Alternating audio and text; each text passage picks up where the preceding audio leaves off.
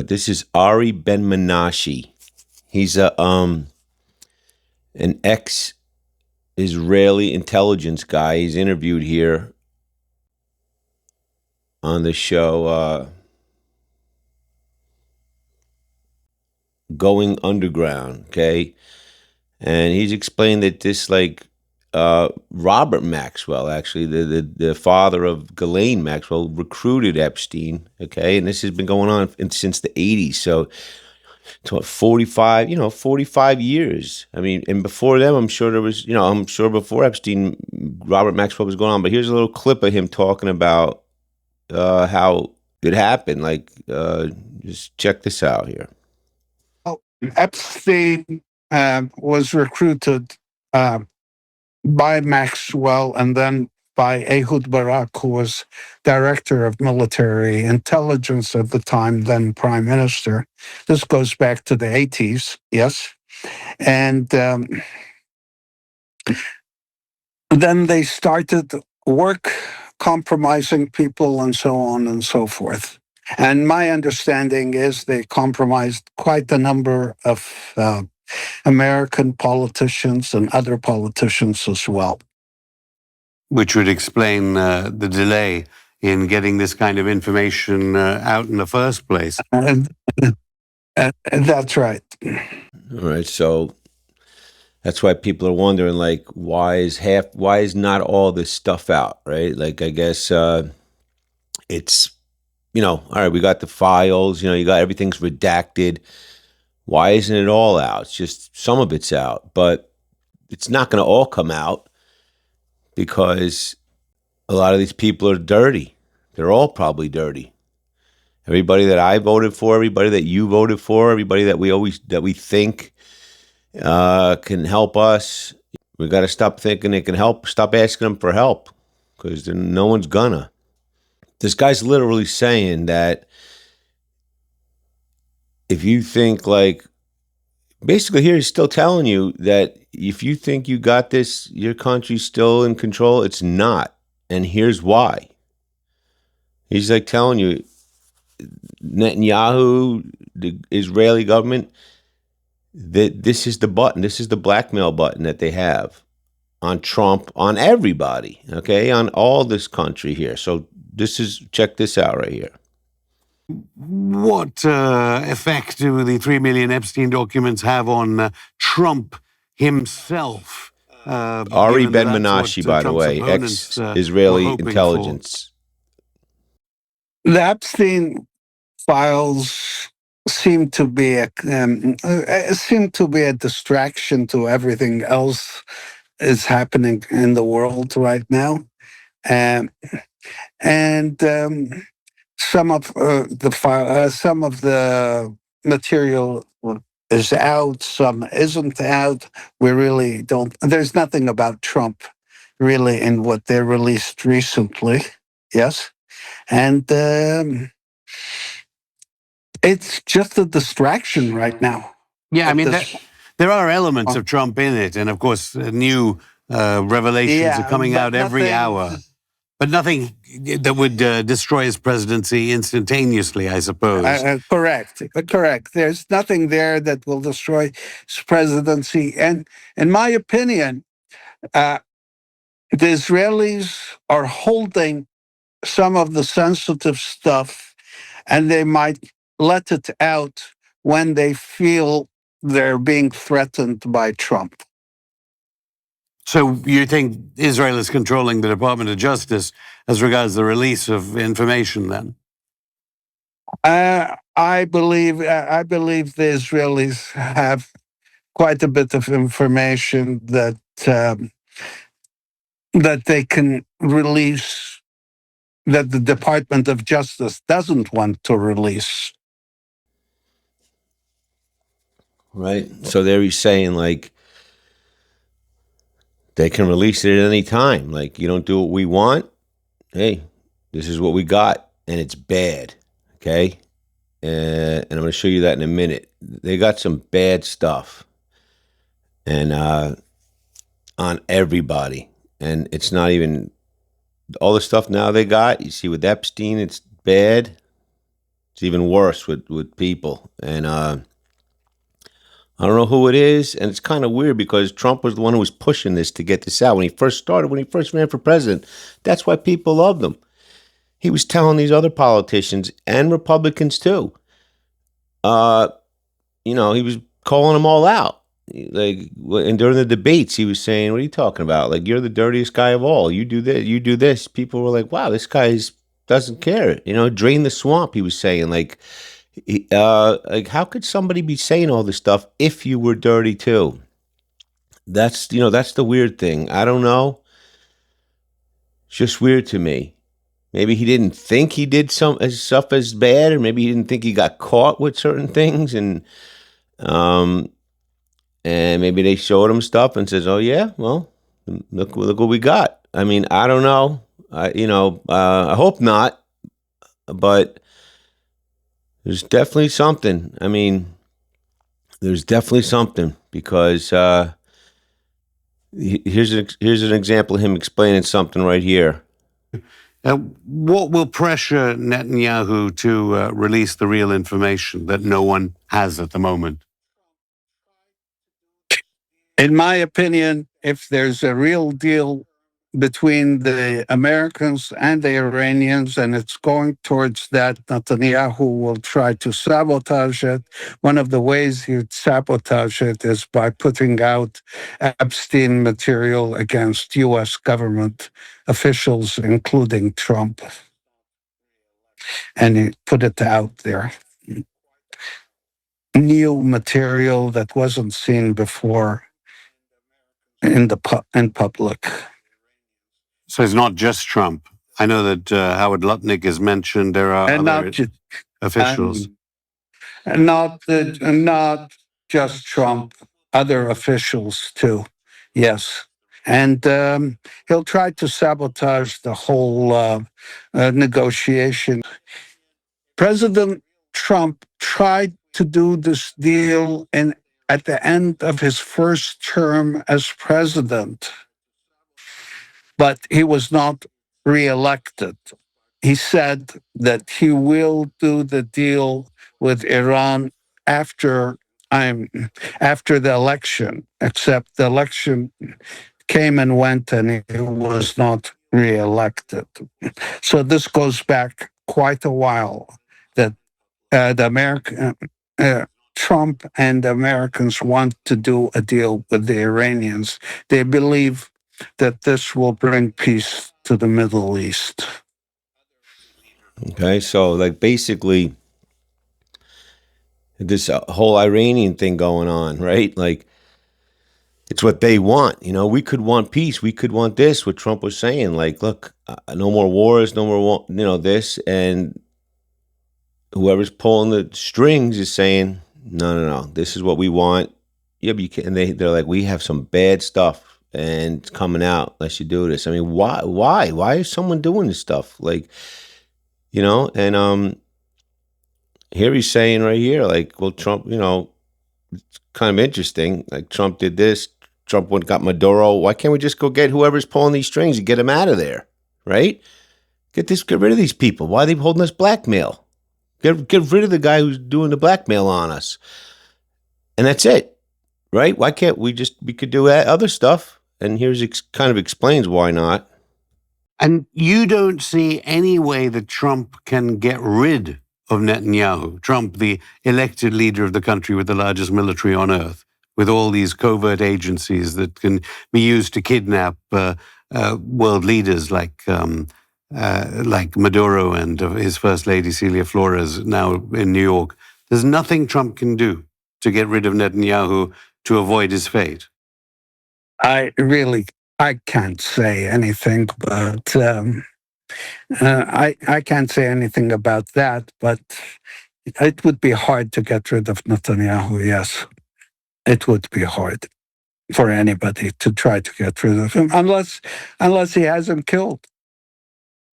But it's your contention that Trump wants to get rid of him. Yes, he does. Netanyahu has become a real problem for the U.S. and for other countries in the Middle East. That's right. And for Israel as well. So it's hard to get rid of them. I mean, I'm not saying, this is just an ex-Israeli intelligence guy. So, you know how that game goes. They could play you either way, right? You never know. Can't believe the real world is like this. It's almost like a movie, And then you say, what could be bad? I mean, this is Kim Iverson, the Kim Iverson show. She has some stuff here, like talking about like some of the bad stuff they got here. So this is what she's talking about. Jean-Luc Brunel, he is the modeling agency, the French modeling agent. He owned an agency in Paris. He's also suicided. He reportedly provided Epstein a birthday gift of 12-year-old triplets. Epstein victim, redacted, stated in the Netflix documentary Who Killed Jeffrey Epstein, episode 2, that when she worked as a receptionist at the New York mansion in about 1995, many girls, little girls, were always going in and out. A phone message slip referred to Russian lessons from 2 times 8-year-olds, and redacted in an expose from Australian television said that Epstein sought girls the younger, the better. All right. So Jean-Luc Brunel, a modeling agency from Paris, gifted Epstein 12-year-old triplets. Gifted them. Okay, and what does he do with these 12-year-old triplets? What, just a gift, little children, or a gift? And then that guy wound up being suicided. Okay, that's another thing too. These people, they're not just afraid of what you put out. I mean, people that get involved with this and then eventually talk are suicided, right? You're going to say, what, they're going to kill all the politicians? I mean, I don't think like these people are get in office and then they're compromised. Okay, I think he said this was going on back in the 80s, probably before that. Like, so you got a Supreme Court justice, for example, right? They don't get nominated to be a Supreme Court justice and then get dirt on them. They go and compromise these people while they're in college, okay, while they're younger, and get them to do this stuff. Okay, they get people that they think have like potential, and then they get dirt on people. Then they put their names in a bucket, okay, in a hat. You get them all in a hat, all the people that they have dirt on. And then when someone becomes a president, for example, what do you think? Presidents study, oh yeah, this is who should be a Supreme Court justice. They don't know. An advisor tells them this is who you should pick. And whoever that advisor is probably someone who works for these people or is already compromised by these people. And they're like, all right, out of the hat, this is the one we have a lot of dirt on. Tell the president to nominate this person. So they go into this position already compromised. Okay, they don't get them while they're in office. That's the reason they're in office. That's the reason they put them in office, because they have these people. They have dirt on them already. So now they get them in office, and these people are like, "Wow, yeah, man, this is great. They're nominating me. Oh, I feel so flattered." You're in only because you have dirt on you. That's the reason you got nominated to go into office. So now you can be controlled. All right, this isn't so good. I might have to. I don't know if I could. Well, I'm gonna play. I want you to hear it, but it's about like, there's a lot of people around. You don't know who they are. See, that's another thing. Jeffrey Epstein, Ghislaine Maxwell, they got arrested, so they did have proof, right? You need proof to arrest somebody, right? But what do they do? The crime alone? I mean, like, so Jeffrey Epstein did this crime by himself? No. So, they did the crime with somebody, but they didn't arrest anybody else. He got arrested alone. So he did the crime. He did it with people, but how come nobody else got arrested? And that's the thing. There's the people who, are probably sitting in office in our country here. And here's a description of one of the things here by Kim Iverson. Here's a description that I'm going to read to you. This is really shocking. This is also found in the files. This file seems to be part of the investigation or some report. And I'm just going to describe for you the bottom footnote there in blue that's highlighted. I'm going to describe for you what this is describing. This is the photo that's been redacted. The photo shows a girl, her face visible, who looks prepubescent with medium-length dark hair. Several Caucasian men are holding the girl's legs spread open.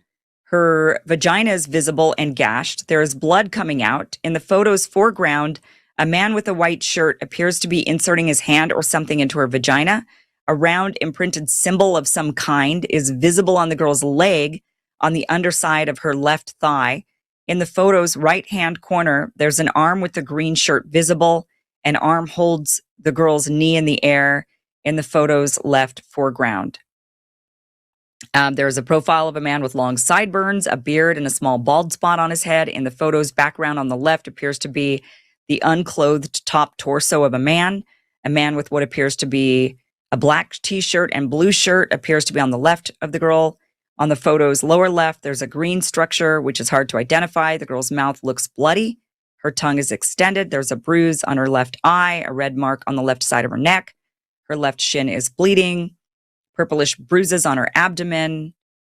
All right, so like, I don't know. They have this. What about these people? How come he's the only one who got arrested? Like, who are all these people? Right? I mean, she says it perfect right here. They have a photo of this, and they're not investigating. All of these people deserve to burn in hell while they're skinned alive. Yep. And here's another thing about the famous dentist chair. Just warning, this is quite graphic and very disturbing, but the dentist chair. Do you remember the dentist chair that Epstein seemed to have in his on his island with all the creepy masks around it? And reportedly, Jeffrey Epstein had donated a lot of money to Columbia University to get his girlfriend or whoever it was into the dental school. And then she worked as Jeffrey's dentist. And there's a lot of emails of people going to the dentist, a lot of dental work going on for whatever reason. Very bizarre that Jeffrey Epstein would have his own dentist and that people would want to go to that dentist. One of the theories is that there was there seemed to be some alluding to in the emails and the files that they were removing the teeth of children. That one of the things that the dentist would do is remove the teeth of children so that the children couldn't bite. And that would be during sexual acts. Mink. All right. So there you go. I mean, like, you know, what the heck do they have that they're holding back? This is the guy, the two guys that are fighting for this, okay? This is Thomas Massey, okay? You probably all know who he is. He's the one who's fighting to get this out more than anybody. So you got to think maybe he's one guy who, you know, who's not involved with this, and Ro Khanna, okay? You know, Thomas Massey and Ro Khanna are the two guys that are trying to get this out. And you got to wonder, I mean, maybe, why are they the guys fighting? Maybe they're not involved. I mean, just maybe not everybody's involved. I mean, hopefully not. But here's a little clip from the documentary. It's called The Swamp, okay? It was on HBO. I think it was in like, I don't know, 2000. Let me see. Well, here's a clip from it about Thomas Massey talking about what they do in the Capitol. The most appalling thing that's ever happened to me was when a lobbyist offered to buy me a seat on the Ways and Means Committee over at the Capitol Hill Club. And I remember it like it was yesterday, although this happened 6.5 years ago. They invited me to a lunch. There were 2 other lobbyists with the lead lobbyist, and my chief of staff was there.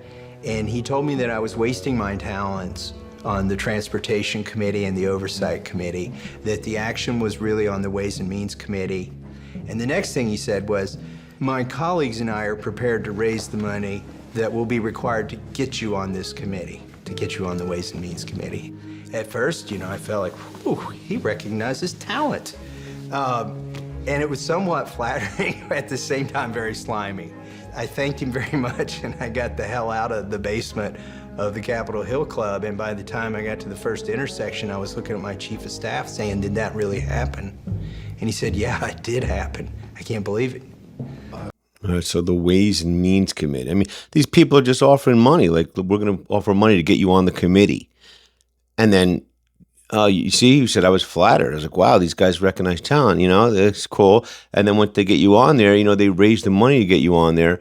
But now that I'm thinking, like, why would they do that? I mean, maybe they have something on him too. Like, what they want him on that committee. So then when he's on the committee, he would have to do what they want on that committee. Why would you push somebody to be on a certain committee, right? Like I said, they he's being smart. I don't know, I don't know. Here's the trailer for that if you want to check it out. Mr. President. Great job. I'm proud of you. I think we won the day, sir. I didn't run as someone to unify Washington. I ran to change Washington. I had really started to think about a Donald Trump presidency. He could bring the fight to a town that badly needed it. When I That's first what heard everyone that thought. term, I hated it. I said, oh, that's so hokey. If people are gonna drain the swamp, like the president wants to do, they need better information about how this place is broken. And that's my mission in Congress. The hierarchy of power in Washington, D.C. is special interest groups, leadership, rank and file members. It's who can raise the money, and the special interest groups control the money. The lobbyists. That's the swamp. Members of Congress are expected to pay for their committee assignments. $200,000, $500,000. It becomes a perpetual campaign. It's basically how to whore yourself out for money. You care about health care, the environment, you gotta care where the money's coming from. Madison didn't count on partisanship. Politics of hate is the most productive technique for fundraising we have. You make yourself a target when you live like I live. Asshole. Do something! Everybody's so obsessed deciding what we should do. Get over yourself. As if we can do something. I'm coming after you, Gate. The only quid pro quo is Trump's commitment to drain the swamp. What has President Trump done to drain the swamp?